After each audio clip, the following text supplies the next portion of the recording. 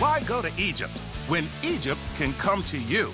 Take a pilgrimage to a remarkable pyramid house that's been said to have magic powers. Welcome to the Pyramid Home. Coming up, why would anyone live in this huge golden pyramid complete with King Tuts Tomb? Welcome to the Pyramid Home. Find out the powerful reason next on Home Strange Home. The Egyptian pyramids are many things: astonishing, stunning, majestic. But livable? There's a man in Illinois who seems to think so. The Egyptian pyramids have been a source of fascination and awe for several millennia. Enter Rocko Onan, who takes his fascination of all things Egypt to a whole new level. Rocko, how are you, man? It's great to meet you. Good to meet you. Let me tell you, this is impressive already. How big is this guy? He's 55 feet tall, weighs 200 tons. This is pretty spectacular. Can we take a look at the house? Yes, let's go.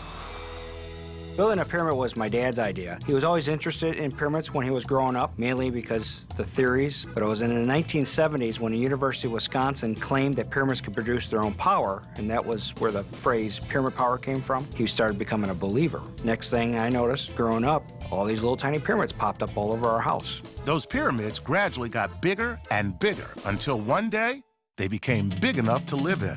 So I can't wait to see the inside. I mean, I'm still struck by the fact that it's an actual pyramid.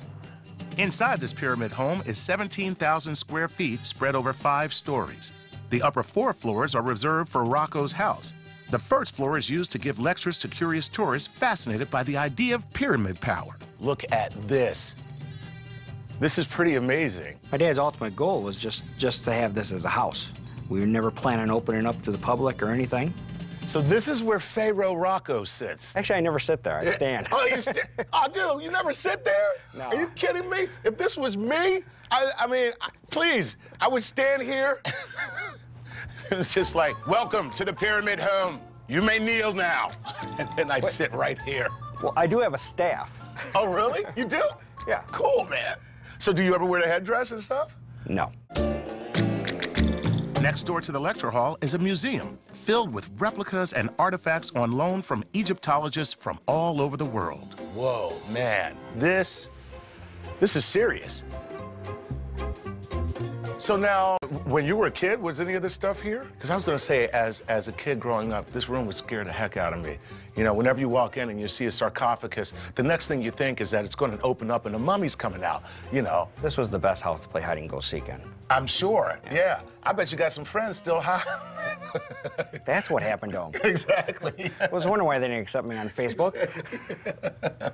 Missing children aside, there are a lot of urban legends that come with owning an Egyptian pyramid in Illinois. From claims of cursed statues to alligators guarding their moat, there are even a large number of people that believe the natural spring the home sits on has healing power. I mean, this even hit the paper, claiming that we were saying that we had the fountain of youth. So overnight, people started contacting us, demanding this water. So Rocko has found a way to capitalize on the water's supposed healing qualities. And this is the latest project we have. And what is that? Our beer. Egyptian beer. In the 90s, they opened a tomb. They had all these vases full of sediment of beer. And my dad ended up getting a sample of it, and he sent it down to a company in Chicago that designs recipes for beer companies. They came up with the closest ingredients we have today, used the water out of this pyramid, and they came up with Pharaoh's Gold. It's a barley wine. So it is something that has been tasting better the longer it sits in the bottle. So true, yeah. And I'm going to tell you something. Barley wine is a heck of a lot better than beer. Do you know why?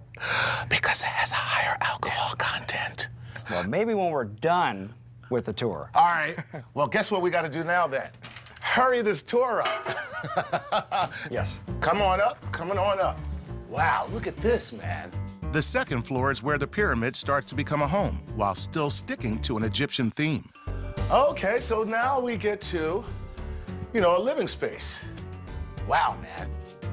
Well, the dining room is the center of the pyramid, 2 floors up, 3 floors down. If you were sensitive, you were walking by, this is where you would feel the energy. Which is probably why my knee is no longer hurting.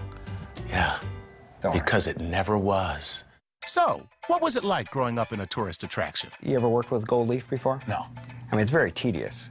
So, I mean, you have the leaf, it's about yay big, and then you have to use a special horsehair brush. You have to rub it in your hair for static electricity, and then you touch the leaf, it lifts off. But I would go to school with leaf flakes in my hair. So yes, they called me Goldilocks and stuff like that. I got a feeling you're not having that problem right now, Rocko. Why, am I bald? My favorite feature of this house is actually in the family room, when you can look up the stairs and you can see the 3rd floor, the 4th floor, because it's all open. So this is a pretty dramatic piece right here, man. That's a hook rug that was made by my mother and myself. It's done with a hook gun, but it still took over 4 months to make it. You guys did a great job, I gotta tell you, man. And that would, of course, be King Tut, right? King Tut, yes. There you go. Moving on to the top of the pyramid. Whoa, so check this out, man. What room is this? This is the 5th floor. We call it the observatory. Okay. Out back here, you can see the whole pond that you have there. It's natural spring water. You can go swimming in it? The rumors are we have sharks in there. They like to They like to nip at you, huh? Yeah, okay. So maybe swimming's not the best idea, because I'm delicious. On the opposite side of the property, Rocko has built a tribute to another famous Egyptian landmark. So here we have it, right? This is the above-ground replica of Tutankhamun's tomb. That's correct. Very, very cool, man. I can't wait to see what's inside. This is what the tomb would have looked like. Yes. Wow, look at this, man. The tomb is an exact replica of Tutankhamun's tomb, same exact size and measurement of the actual one found in the Valley of Kings, Thebes, Egypt. I spent a lot of time in Egypt, and I love the Valley of the Kings. The feeling of actually going through a tomb, I think this is the closest you can get here. So these are the things that they would find in the tomb. These are the actual things, or replicas of the actual thing. Replicas. But the tomb itself is built to specification. Yes. Now, the burial chamber right in front of you, this room is exact. All the hieroglyphics are exact. So how about the actual mummy that's there? Is that No, it's fake. Oh, okay. I'm saying, but is that a replica of Tutankhamun? No. No. That's just... Still doesn't even look like him. Doesn't even look like him. No. Yeah. You know, I was going to say that it didn't look like him. He's a much better looking mummy than that. Actually, I think it is better looking than Tutankhamun. Tutankhamun. Your mummy's actually a lot cuter. I've seen the Tutankhamun mummy.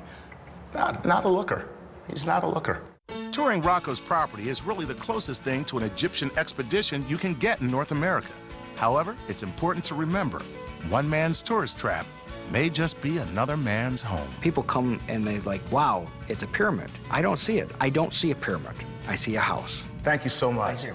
Yeah. Thank you for your passion. Thank you for sharing your home with us, your museum, and most of all, thank you for saving me an airfare to Cairo.